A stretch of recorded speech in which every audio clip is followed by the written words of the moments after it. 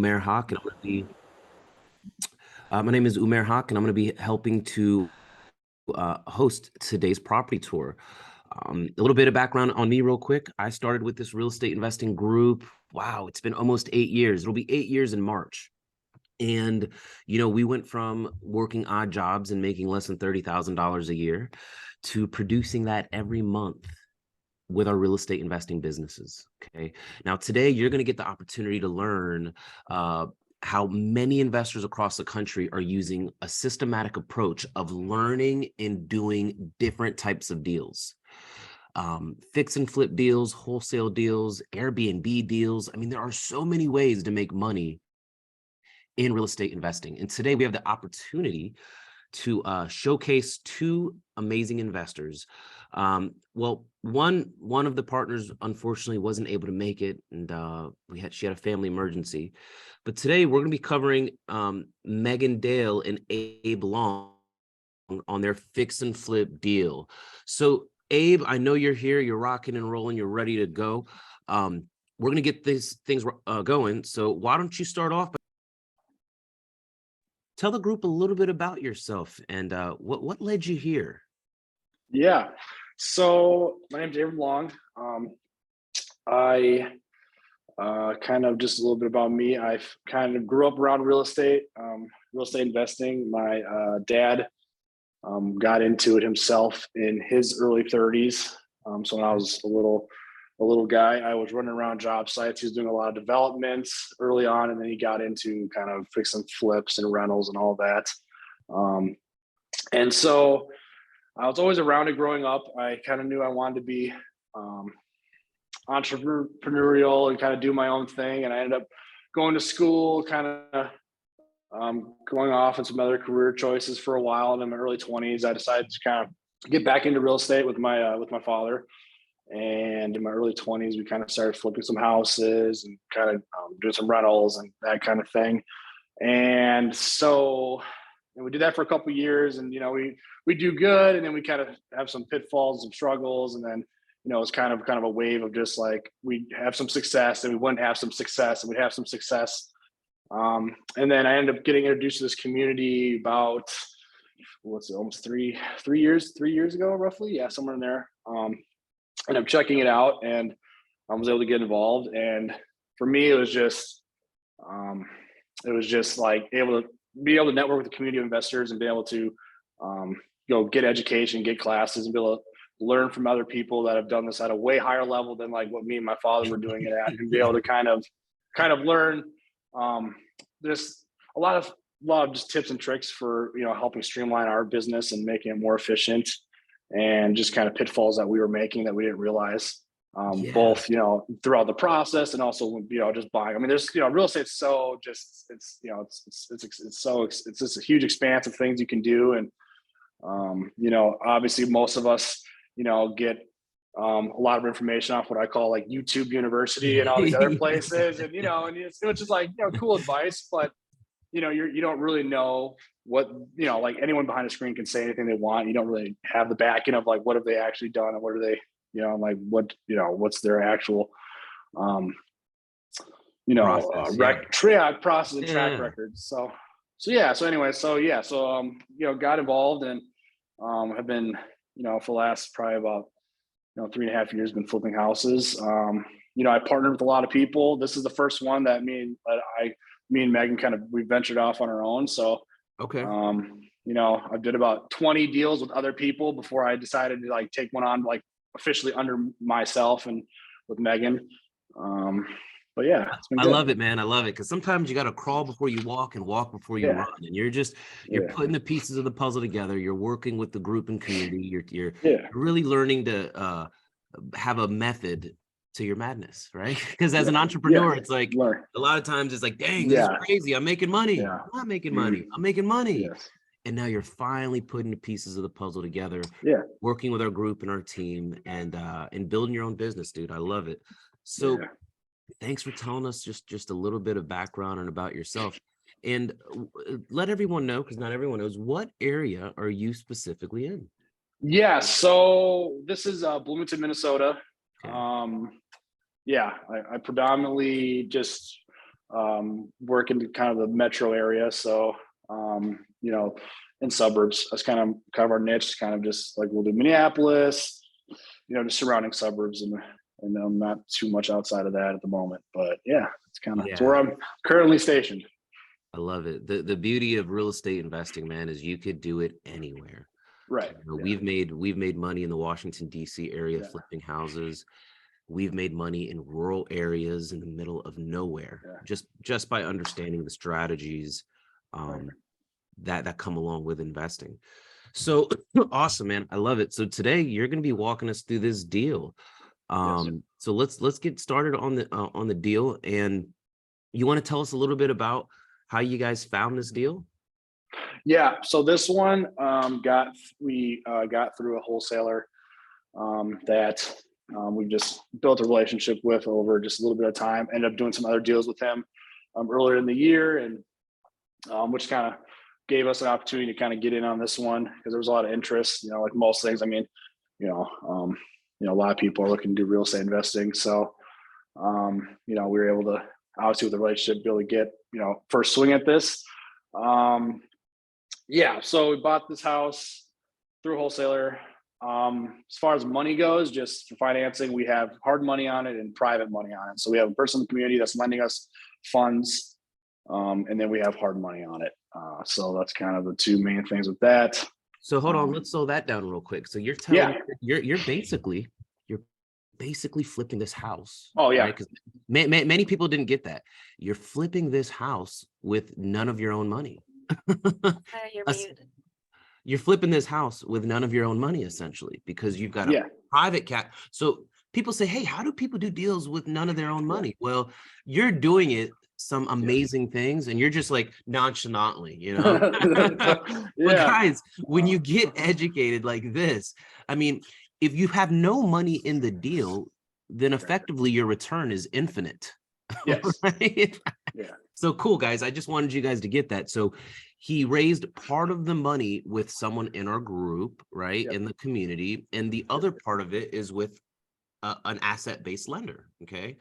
Awesome, man. I just wanted to point that out to because some people don't know. They're just getting started. They're like, what? I was gonna say yes, because once we get into the math, I know like this, like profit margin of this house is probably a little lower than what I would generally like to make personally, just for my taste. But that being said, again, knowing that, you know, me and Megan have like we quite literally have $0 our own money into this. Like, Dude, I love it. It's right. I'm not complaining that, right. Like the pay, like it's great. Like that's why, you know, obviously, you know, we've had some pitfalls and struggles on this property, but again, it's like knowing how we bought it and, you know, how we're financing it. Again, it's like, you know, the return on this, even if there's like some issues, like is still a great return because we didn't have to put any of our own money into this. Dude, I love it. So you guys structured the deal in a way that's making it work for you by really learning and leveraging the relationships, right? That's key. Yeah. And yeah, go ahead. I'm gonna let you keep rocking and rolling. So you funded it $0 out of pocket. It's in Minnesota. Yep. So it's so it was built in the 50s. It's originally a 2-bed, 1-bath. It's got an attached 2-car garage. So I know when we always go into houses, it's always just trying to find value and add value. So, you know, originally walking through this house, it has an unfinished basement. So right away I was like, okay, cool. We can, you know, obviously be able to add more bedrooms to this, bathroom. So we're actually finishing the whole downstairs. We're adding 2 bedrooms downstairs. We're adding a bathroom downstairs. So we're taking it from a 2-bed, 1-bath to a 4-bed, 2-bath. Obviously more desirable for being able to resell it to people. And yeah, overall, I mean, you wanted to run through some quick numbers. I have it on a board. That'd be helpful? Well, let's hit the numbers last. Why don't we do that? Yep. Why don't you walk us around the deal? And guys, if you're listening, if you're logged in late, why don't you walk us around the deal? And maybe because there's phases of fix and flips, right, guys? There's when you first acquire it, then you're in the middle of the rehab, and then when it's done and it's all beautiful. What phase are we in?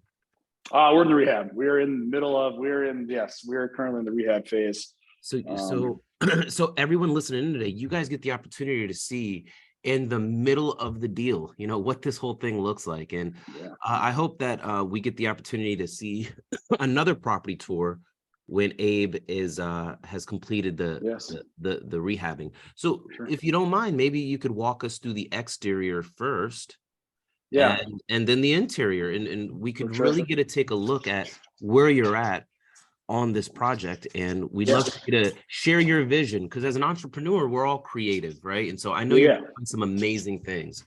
So what Abe can do is he can turn this around and just start walking us through. And if you guys have things that suggestions, hey Abe, have you thought about this? Hey dude, what about this? Because this is the power of really bringing people together.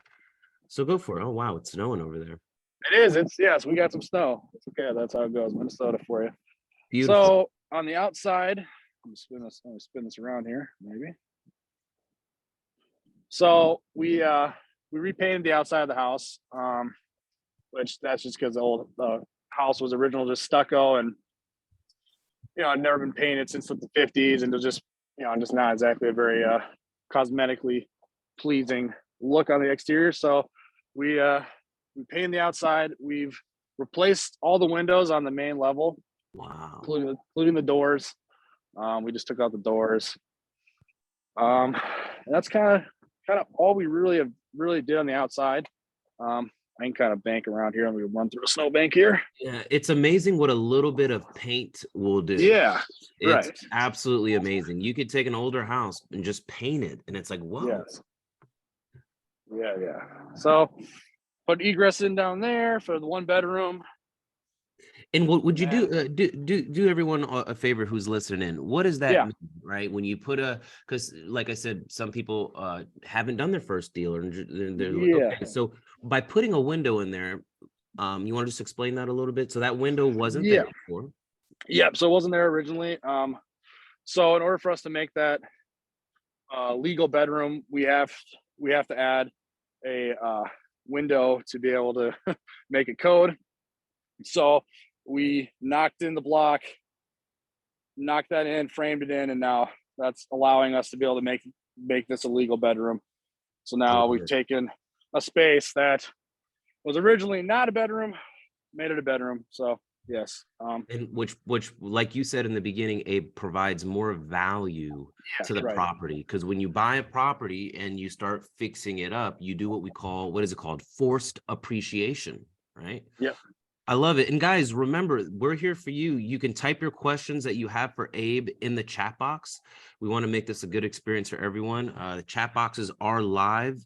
So as he's walking you guys through this property, make sure you have the ability to ask questions. When you're watching HGTV, you can't talk to the screen, my friends. Yeah.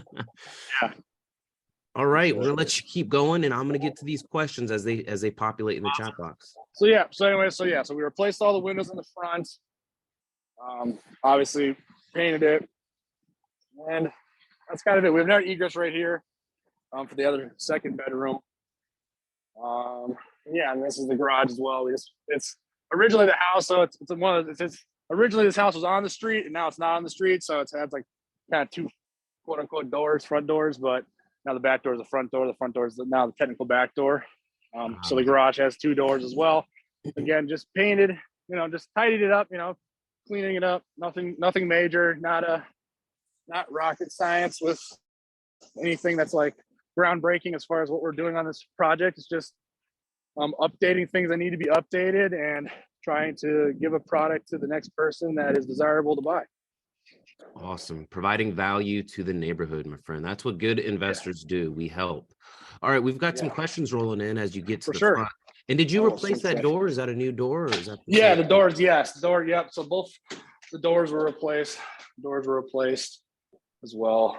All right. So here's some questions, Patricia. How do you prevent snow from building up in the cavity? I am from a non-snow state. Well, you don't have to worry about snow, then, do you, Patricia? Right? Yeah. So we haven't put them on yet, but we will. With our egresses, we always put covers on ours. That's partially because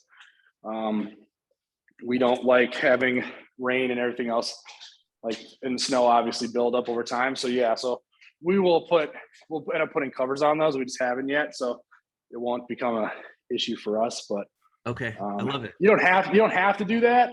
definitely don't have to do that.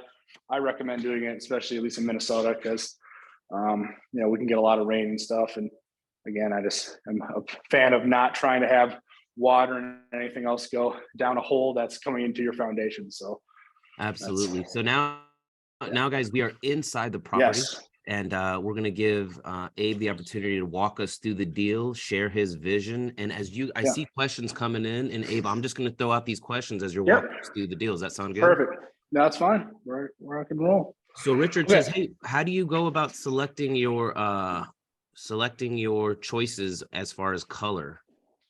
Colors. You select Okay. the colors, like the blue on the outside. Yeah. Like, how are you going about? Are you following what others are comparable in the neighborhood, or are you putting your own twist on it?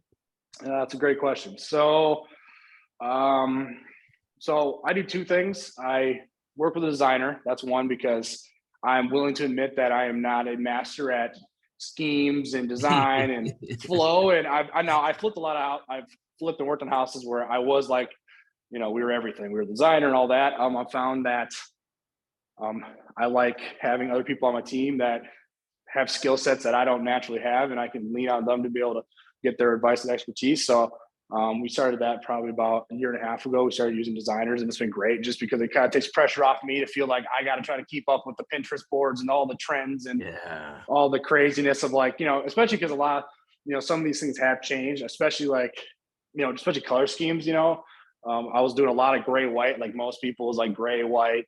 Yeah. Now I've shifting. flipped to a lot. It's now it's a lot more whites and natural, and people want more wood tones and all that kind of stuff. So again, me not having to try to keep up on that has been a huge help for me. And then secondly, we look at comps and look at what other people are doing in the area, what other houses that were that are also coming on the market. What do they look like?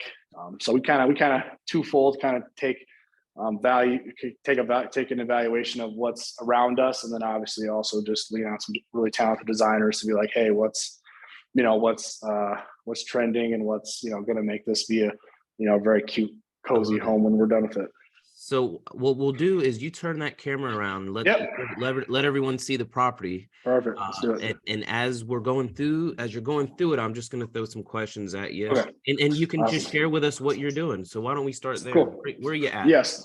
So we're in the kitchen right now. So we're going to be relaying this whole kitchen out. So it's an old house. So it's got just kind of a real kind of tight kitchen space. So what we ended up doing was we ended up knocking out part of this wall. So originally that was a doorway, and then there was a doorway right here. So this was all wall. So we ended up taking that out to try to make this a little more open, feel a little less cramped. And then we're going to be relaying this out. So we're actually going to put a fridge over here. We're going to frame this out, put a fridge here. Countertops, we're going to some upper cabinets up here. We're going to have our sink. We're going to have a dishwasher. And then we're actually going to end up we're going to have our range and microwave and cabinets over here as well. That's how we're going to do the kitchen, just to try to open this up as much as possible, because it's a tight space. So just, again, trying to make layout as open concept as possible. Yeah, right. Because you can't, not every house you can't do that. So that's part of it. So we have this whole house never had a furnace put in. So it had a radiant heat.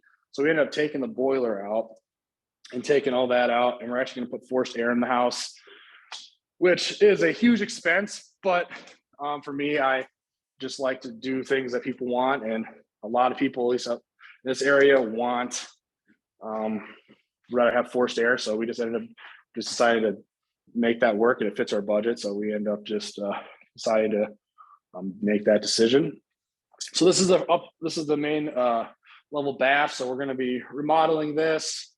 We're going to be doing new flooring throughout. So we're actually going to be doing most likely laminate. We do LVP laminate. It kind of depends on the house, but yeah. So we're going to do a hard surface throughout this whole main level into the bath. We're also going to go over the two hardwoods as well, just to keep a cohesive design pattern. But we're going to be retiling the backsplash, adding new vanities. Pretty pretty. Now we got some questions. Yes. I think mostly about permitting. Now, what is Yeah. permitting like where you're at? Do you have to get Yes. plumbing permits? I'm sure, and some. Yep. So we pull. So yeah, we have full permits on this house, building, all the mechanicals and everything. At least for this, just because we're doing such a big project, I just don't mess with that. I'd also give advice to any investor that would like to tempt fate and not pull permits on a job this big. You might be able to get away with it a few times, but once you get caught, it's a really bad day. So I have learned just through experience that just it's way better to be above board and get the city on the same page with what you're doing. Of course, and this deal seems like it's probably like a medium level rehab, right? Yeah. Like, Yeah. you know, sure. it's not like lipstick on a pig type of thing. No, right? no, especially once we get downstairs. Yeah, so like I said, we've replaced all the windows. I love hardwood, and normally I would refinish it, but being that we only have 2 rooms that just have it, we're actually not going to. We're just going to put the continuous floor just from a design concept. It's just going to look better. Okay. If I had more of it, I would generally keep these. It's one of those things that's going to get lost, unfortunately. And as far as upstairs, again, as far as up here, we're just going to be obviously sheetrock, paint, not too much craziness up here with flooring and kitchen remodels and fixtures. Yeah. Really, the bulk of the work is downstairs, which we can kind of hike down there. Check it out, basement. So the basement was unfinished, and again, Fully unfinished. Yep. You're taking this from a 2-2 to a 4-2. Is that what you said? 2-1 to a 4-2. Yeah. Okay. Wow. So it was a 2 1 bath, and we're turning Yes. into a 4-2. So now you're in the basement. Yes, this is the basement. Looks like you guys have started your framing. Yeah, we got rough framing in. We got our HVAC going in. We got rough plumbing. So this is good. So we got a bedroom, a utility. Well, this is more of laundry kind of slash secondary utility room. We used to have a well here, so we're just framing all this in just to give that. We're gonna turn that into a closet for just more space for the next person to own this. Okay. We've got our main utility room. So we got a furnace going in. We got the original boiler that we yanked out. And then this is our bathroom over here that we're going to be putting in right here. That's our bathroom. The downstairs is going to just is a whole, I mean, you're redoing the whole basement. So that's really cool. Yep. And this is going to be a little family area. And so, yeah, that's one egress we put in. That's the other egress we put in. But yeah, this is kind of it. We got our rough plumbing started over here. I'm just starting to get some of this done. And yeah, like I said, just kind of moving it along. Yeah, and as a new investor, maybe you haven't flipped the house, so you can't see the vision, right? But this is really seeing. I mean, you're drilling down to how a project actually starts, right? You do the rough stuff first. You got your framing, you got your rough plumbing, then you add the walls or the sheetrock, and it all just starts coming together. And then once you got your core, and then there's your paint and all the things that make it beautiful. But right now, he is in the thick of it, man. I love it. Yeah. I will say another thing, having designers, that designer we work with helps us lay stuff out. So, again, I'm able to bring my designer in here and go, hey, what's best way to get functional use out of this space? Because I mean, this isn't a huge house. It's going to be about 1,800-ish square feet, 1,800 square feet when it's all said and done, finished. So by no means is this a massive house. So it's nice to have someone else come in as well and go, hey, what's the best way to try to lay this out to make this functional, and obviously we're trying to fit in a lot of stuff down here, but also just instead of having me try to guess and because again, how I'd lay this out to what a professional would do is just completely different. So I think that's also helpful too, is to have, again, just if you don't know something, go find someone that you can lean on and talk to and get advice from to be able to help you make a more informed decision. I think that's something that I've learned over time. It's all about that. And that's really the beauty of our communities. We get together, whether it's online or in person, multiple times a week. And just to be able to learn high level investing and then be around other people. Right. We've noticed thousands of transactions happen because of our streamlined process.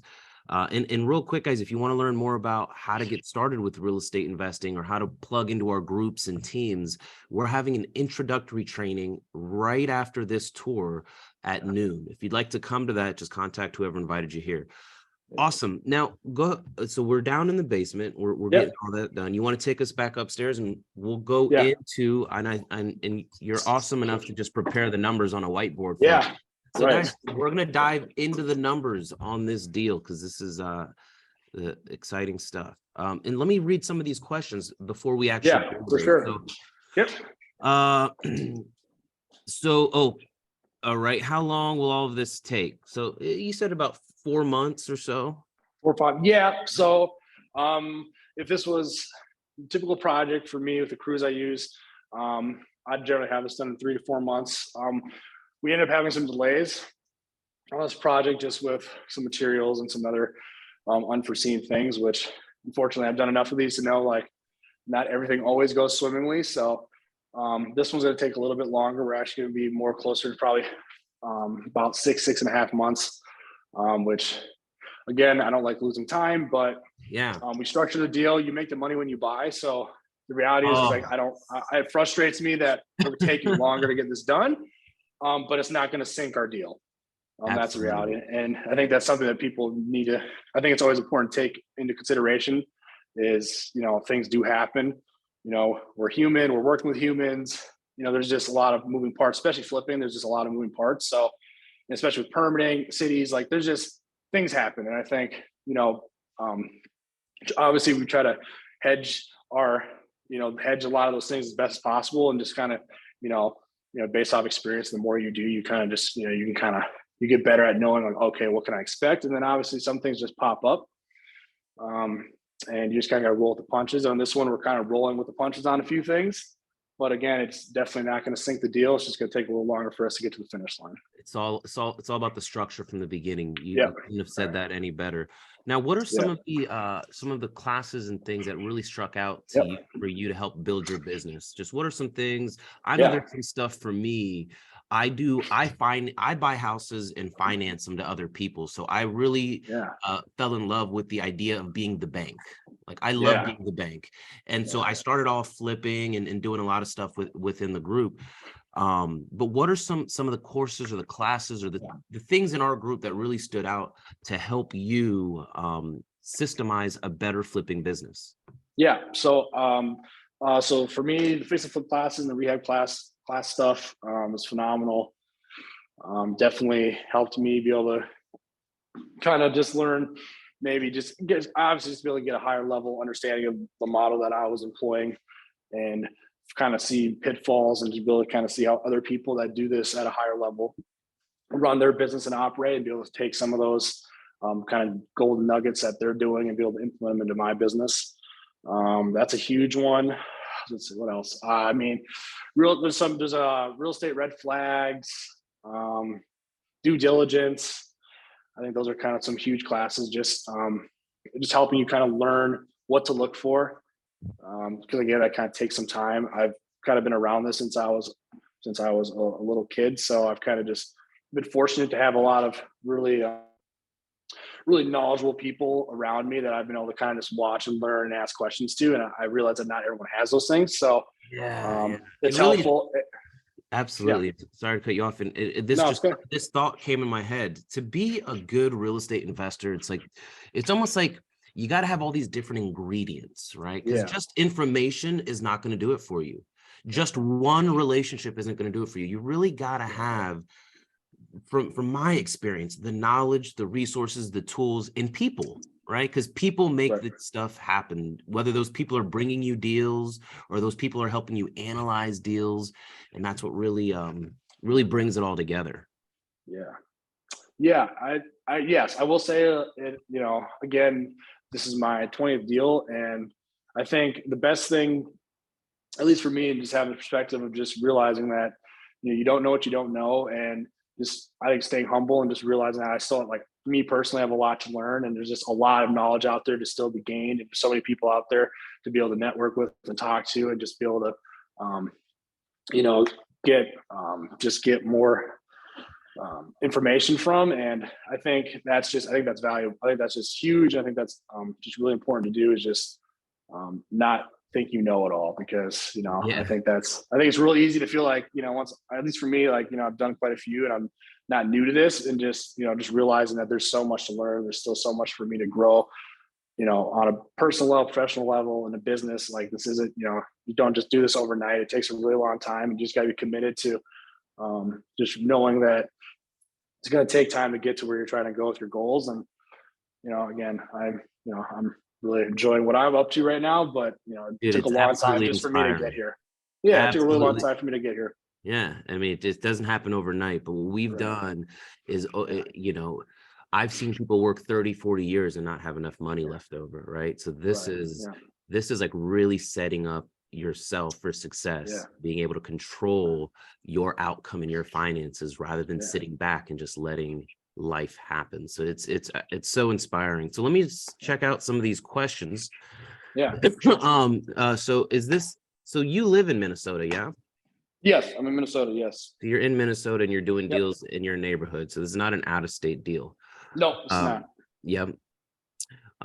So I'm trying to get some of these questions, but is that process okay? So yeah, so the process is usually acquiring, then you design and review, permits, acquire contractors at a high level. Well, there's much more to it. Richard asked this question about the process, and like Abe said, there's a lot of moving pieces, but as you learn and you do more and more and more, you can systemize it. Like right now, I'll give you an example. I'm flipping about 5 properties 8 hours away from me. Yeah. And people are like, how the heck are you doing that? Well, it's really having the technology allows you to systemize things, and it's building the right crews and then creating, like for some of my guys, right? If they meet the timelines, they get paid more. Yeah. Right. So I structure the contract with the guys that are working with me. They want to get it done faster because there's some additional benefit in it for them. Right. Right. Yeah. So let me see some of these other numbers and other questions, and we'll answer them. So Amber was asking, do you have any construction experience? And I think Abe said he grew up yes. Yeah, I do.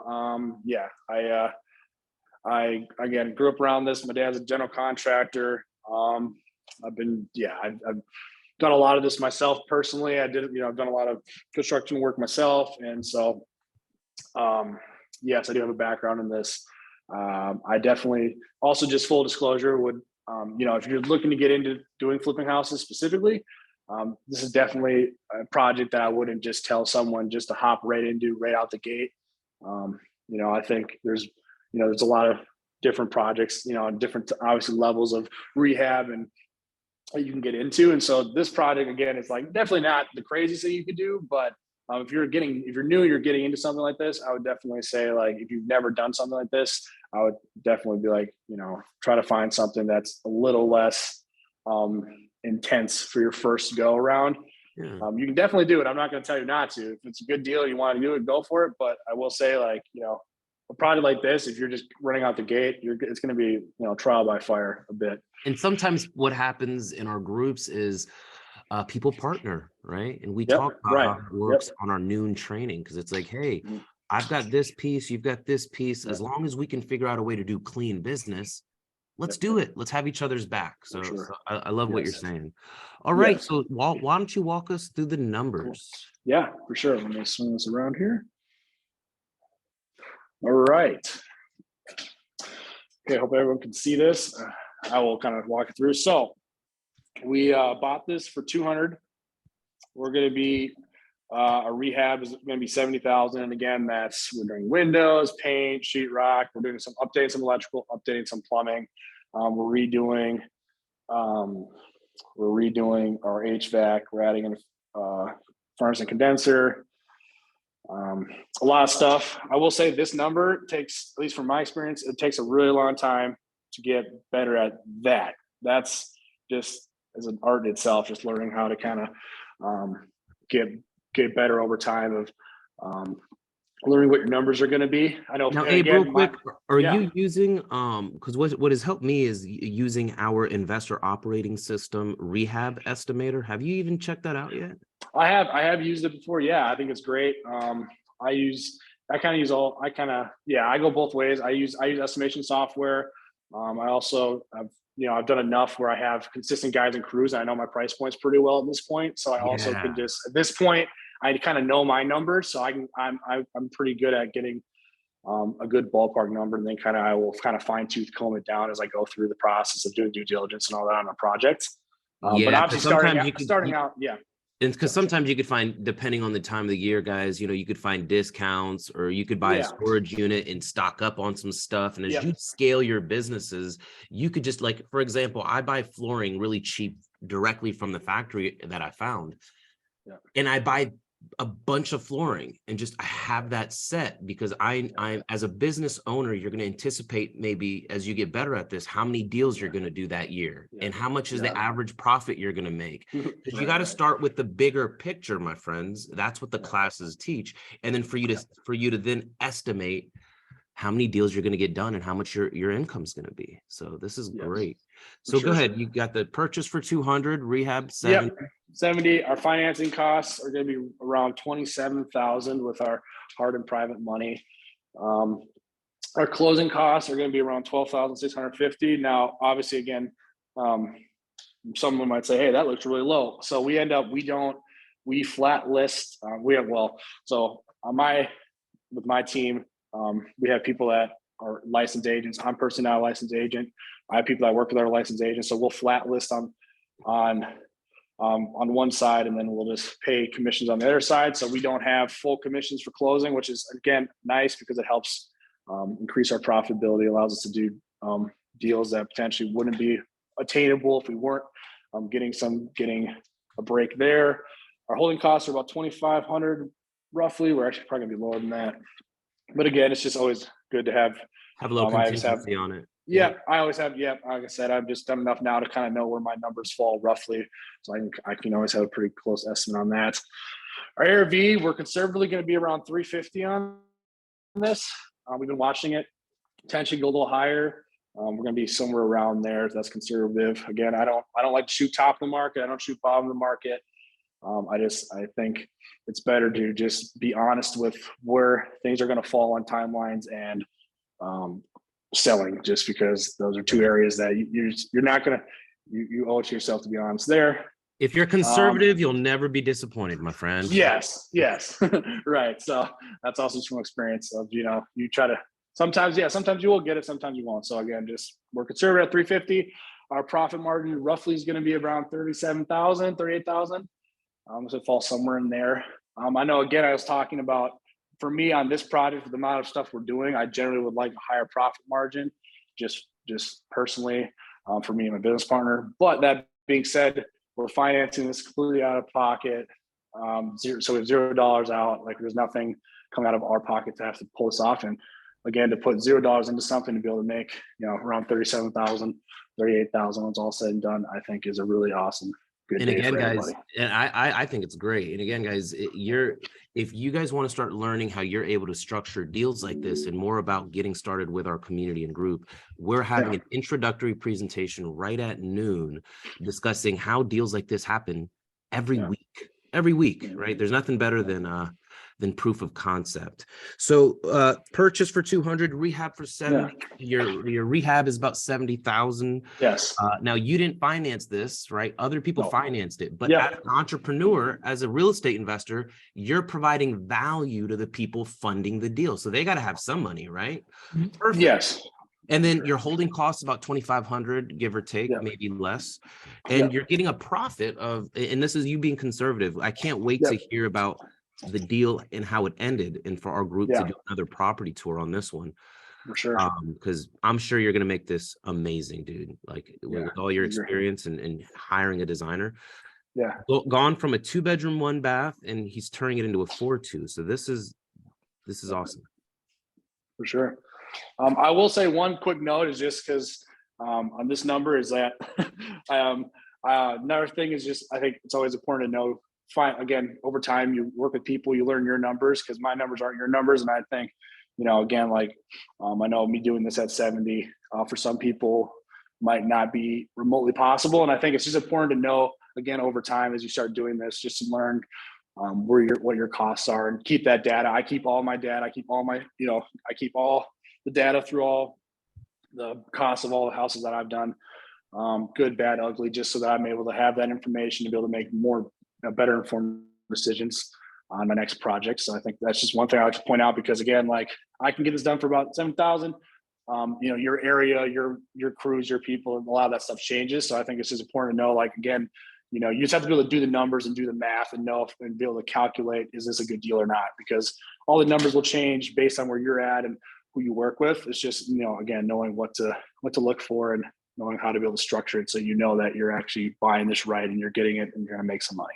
Yeah, because you always got material, labor, and guys, inflation is going crazy.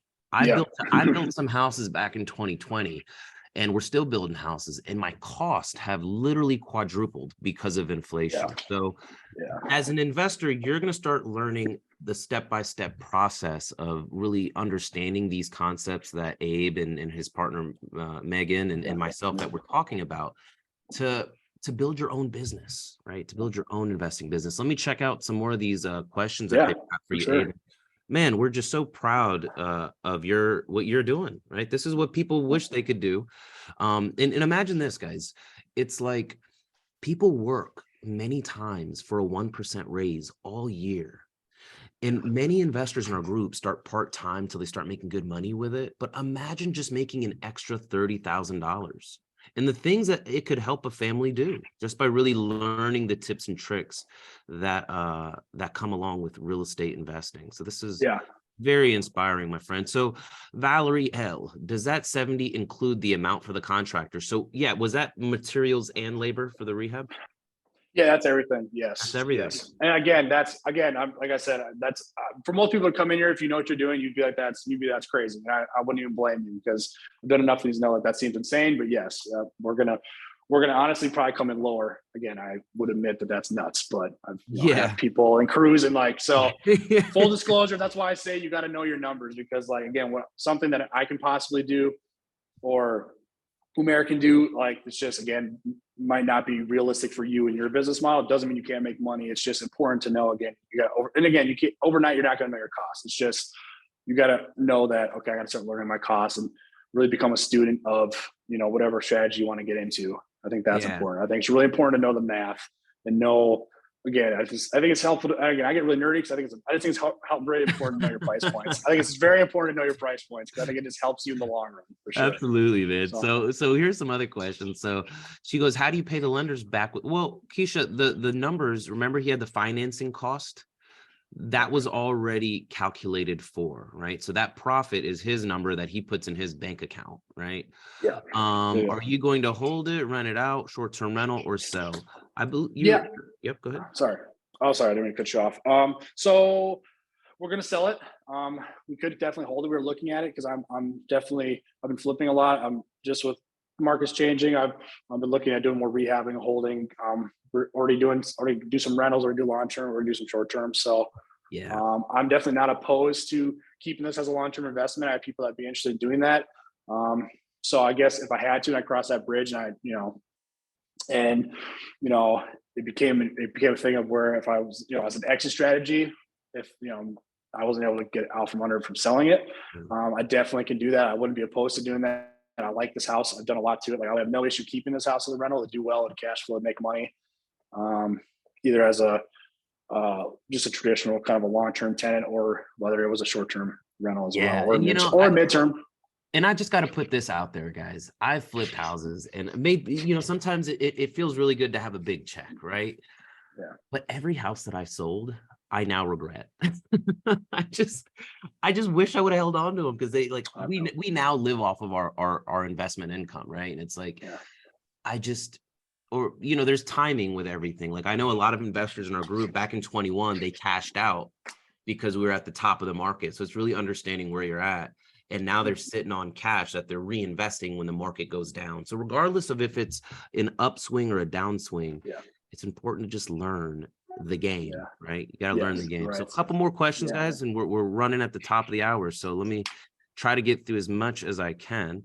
So Doug Cook, you mentioned commission flat fee, one side and not the other. You can give more details on what. So yeah, I mean, do you want to answer that one or? Yeah. So again, so I'm paying 2.5% on one side, and then we're paying a flat fee of about 1,500 on the other side for the flat fee for listing it. And then we have some just kind of, there's some junk fees with the person I use that closes for me. So that's kind of how I got that number.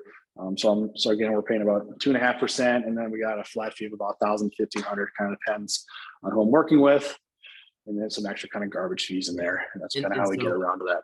And I love that, because sometimes agents, they deserve every penny, right? Because they put in the work. But sometimes as real estate investors, we're able to, what he means is you could list it and put it on the MLS, right? Yeah. And you can actually pay an agent like a flat fee of 400 or 500, whatever it is in your area, to just list it.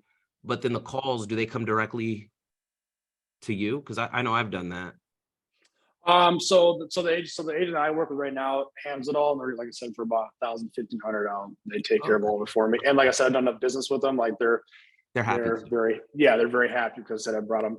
Again, we did about, what was it, nine houses? Yeah, 9 houses. So this year. So again, again, you do bulk, and they realize it too. It's a win-win. It ends up being a win-win. And being that I know what I'm doing, and I'm an investor. Like I'm not a it's less work for them as well. So they're not, again, I'm not a, I don't need a. You're not a traditional buyer that doesn't have an understanding of real estate. Yeah.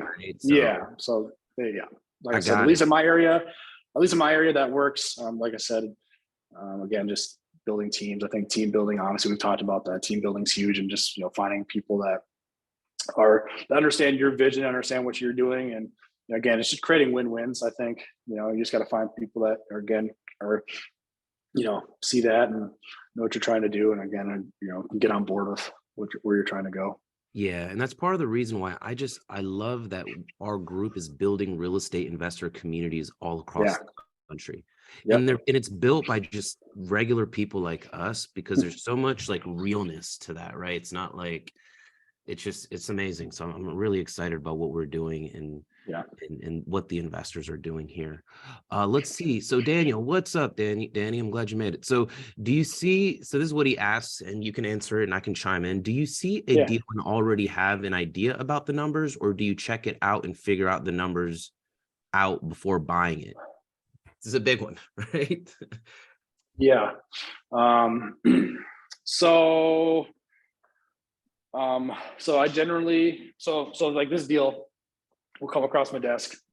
I say air quotes because who really has a, I don't have a desk. I don't have a desk these days, but you know what I mean. It comes across my air quote desk. And then I've done enough of these. Again, like I've just, I'm about 6 years into this process. So I've seen enough stuff that I can get I can get a pretty good eyeball, and just kind of like, okay, kind of what's at, what's the upside, the areas, kind of know roughly kind of what I'm thinking to do about it. Then again, I will always go check it out. I'll go walk through it, because again, like, pictures don't ever do anything justice. It's, it's amazing how you can make the most ugly house look amazing with pictures and the right lighting and the right angles. And again, wholesalers are like everyone else. Like, again, I've been through enough projects to know, like, they're going to try to put that property in the best light. So, they're, if you don't put physical eyes on it, there's always potential that, they're going to hide something that if you don't do your own due diligence and go walk through, you're going to potentially miss.